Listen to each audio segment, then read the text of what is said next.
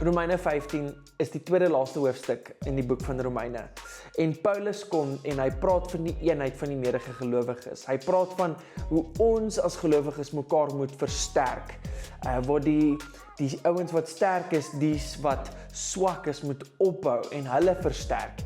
En hoe ons met mekaar moet praat soos wat Christus wil hê ons moet. En ons het Christus se voorbeeld volg. En dit is wat Paulus ons encourage om te kom doen. Hy skryf hierso in vers 3, hy skryf, Christus het presies dit kom doen toe hy op aarde was. Hy het nie na sy eie belange omgesien nie, maar na die van ander.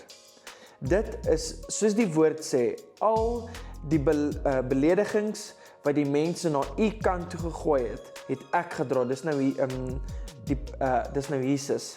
Dit het alles op my afgekom.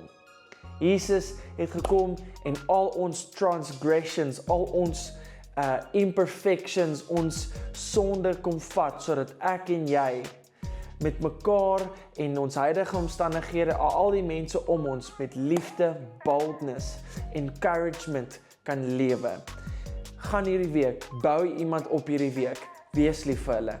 Jy moet 'n geseënde week hê.